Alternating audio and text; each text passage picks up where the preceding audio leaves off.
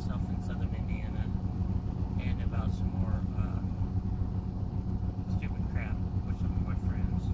I was over at one of my friend's house one night. At some point I was between jobs and spent a lot of time over at my friend's house. And he decided one night, I don't know exactly what happened. I went out and I came back in, and he turned out all the power breakers in the house when I was in the house to make me think somebody broke in or something. And I knew most it was him. I thought, you know, what if not? But I really was pretty sure it was him. So I went and barricaded myself in his TV room. And he had a little room, a sitting room or TV room. And, you know, there's no light. It's daytime, so I could see a little bit from the light seeping in around the blinds and stuff. But I barricaded the door. I put his, like, couch and everything in front of the door, locked the door, barricaded it in, so him or whoever it was couldn't get to me. And then I heard him out there messing around. There's somebody messing around. I thought it was probably him. He messed around, messing around, messing around. So I thought, I'm going to beat this.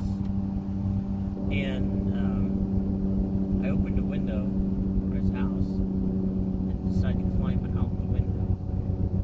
Now, mind you, at the time, like I'm guessing I'm maybe 205, 210 something now. I was probably 310, 315 pounds, something like that. That was a big boy.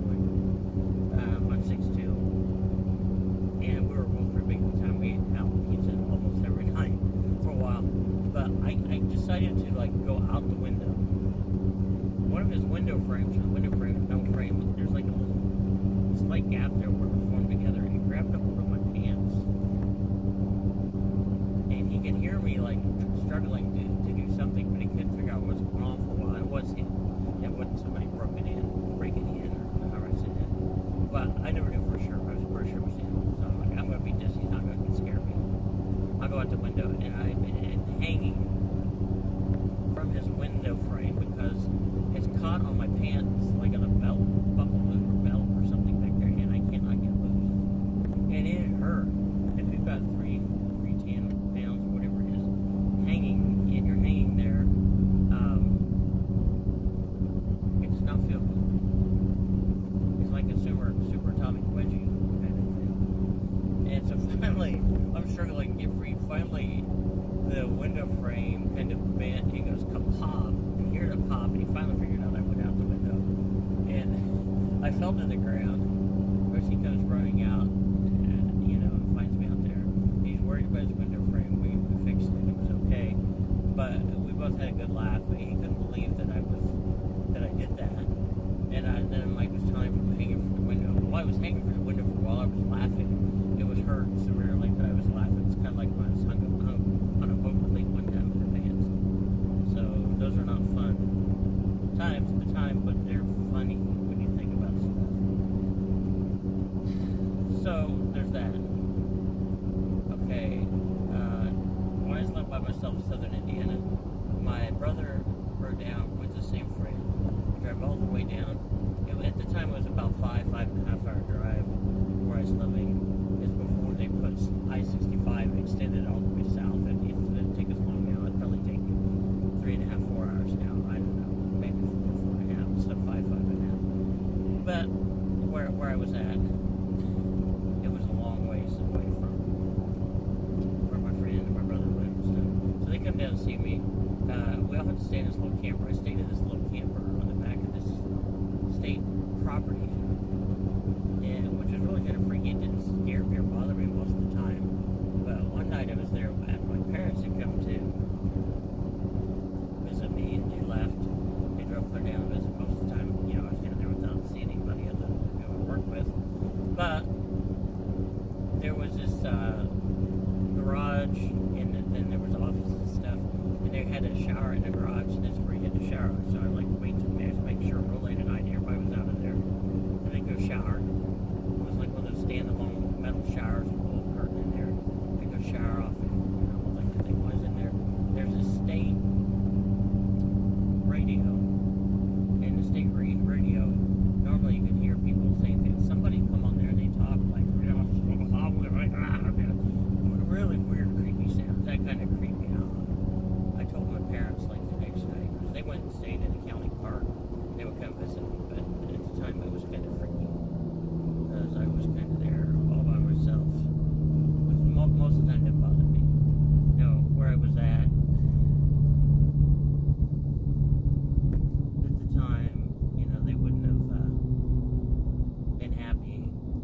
there wasn't direct rules that you could have a gun, but I kept a 22.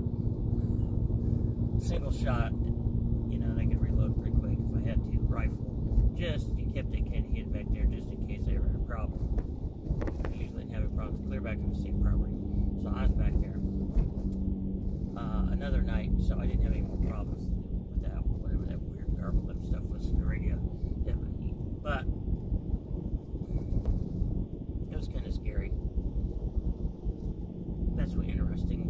The sign says, I just went going through a little town here. The sign said 75 mile an hour. I'm sorry, 25 mile an hour. And it has a little radar thing that checks your speed. And I was going to speed limit, but the sign said slow down. I'm like, okay, weird. So I'm going to turn here to get some of these people off of me. So I always hate it when I'm trying to do a video and people keep riding on me on the road, and it's hard to see. Well, what happened here? They've got a bunch of these Christmas lights out. They must turn them out at 10 o'clock or something.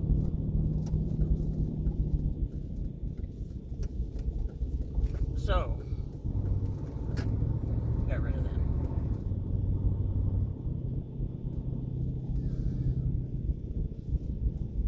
I stayed back in there all the time and it was any problem, but we kept like all back ways from me. There's a driveway way back in there, and we had a pond that they told us we could fish from, but not to eat out of because it was safe. But way back during like the 50s, they had done some radioactive testing in there, or something like with low-level radiation, and they raised fish in there and stuff like that. But they, you know, they did warn us about that. Not eating in there. There were fish in there, but there was a bunch of old World War II era Jeeps and trucks and stuff parked on the way back there. Before you got back on all that, there were a bunch of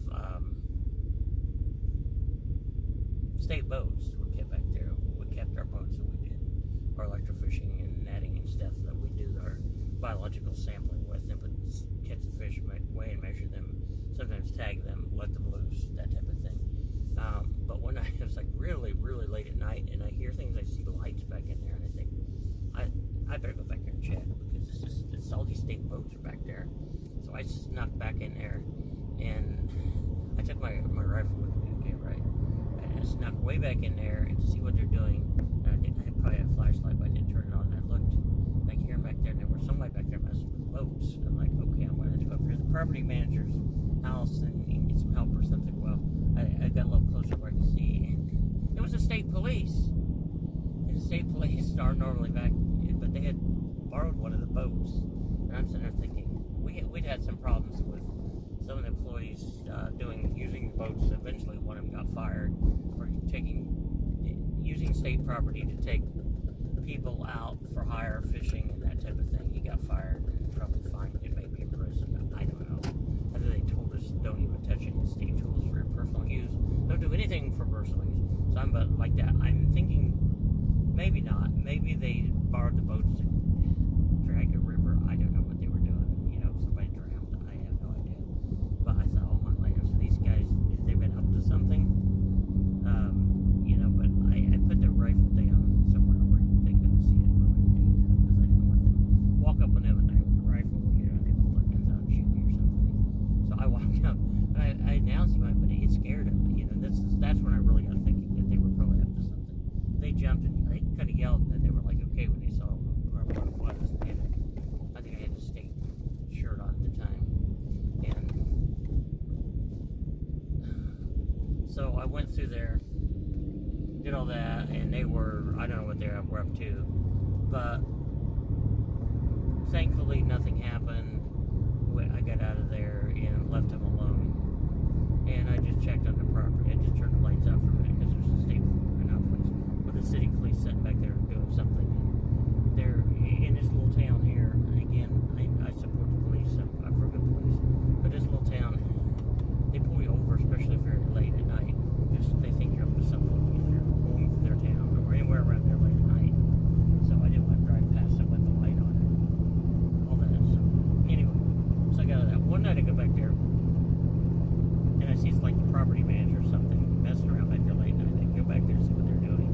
I announce my presence, and they just wished I hadn't seen it, because people that deer hunt do this all the time. It's not, but of course when I worked there, it was Fish and Wildlife, and I was from the fish side of it, but I also helped, like, when people come in with deer. They had shot during hunting season. They had the tags and they were looking at the teeth of wildlife biologists to age the deer, and we were helping measure antlers and do all that stuff and take the tags. But I was back there one night, and they had killed a deer and had it hung up, a buck, and I walked back there just to see a time. It was in the fall, so it was probably 40 to 45 degrees outside, maybe lower, 40, 35. They ripped the deer open with a knife and reached in there and pulled all the guts out and slopped them all on the ground, and just because the heat of the deer had been killed that long, just steam come out of it. I thought that was disgusting. But that was one thing. Another time I was there, my friend and my brother came out. They had to sleep in the camper with me, and I had this problem with, because the drain wasn't hooked up in the sink, and the ants would come in a certain time of year. They would come in and they bit my brother, who was lying on the floor, and they had to get up on these other beds and had to move stuff out of the way and get off the floor. But we decided one night to go down and drive around at this one state park that was down by this lake, big lake, well-known state lake. And I had my state shirt on, so they didn't charge us to go in. We went in, we're driving around, because we could do that legally. And we're in there, and my friend, who's always been kind of crazy in the car, he's not like deadly crazy, but just do stupid crap. And I'm trying to remember what he was driving at the time, but I think it was a Cutlass Supreme or something. So he goes, there's this place that goes down to the beach. He goes down in there, and I'm like, he goes, I'm going to drive on out here. There was like this place where you change your clothes, and there was a big sundial thing, and there was walkways for people to walk around it. But it went around in a circle. He goes, I'm going to drive right here. I'm like, don't do that. You're going to get in trouble. You're going to get someone in trouble. He goes, no, there's nobody in here. So he goes down there and drives around the circle, parks the car. He gets out. He's got one of my state shirts on with like shorts under, real short shorts under him. And so that the shirt is not tucked in. It's hanging out the front. Looks like he's just wearing a shirt. And he's doing some kind of stupid dance around there. And I said, that doesn't look right. It's like, quit. So he's down there. My brother's laughing. Pretty soon, the state park ranger or somebody like that comes down there to see what we're doing. And if I hadn't been a state employee and we'd had the state shirts on, we probably would have got, I don't know, fined or something. They probably would have had the police come and so she just told us, no, you can't drive down here. We told us what they were doing. And we laughed about it later, because she was sitting on this parking lot, like, I don't know, maybe 50 foot higher than we are, up above in the dark, watching him dance around in that state shirt, looking like he didn't have any pants on under it. He did. And watched him drive down there, and it was just all stupid. But thankfully, we didn't get in trouble. Got out of there and took off after that. I said, I told you not to come down here.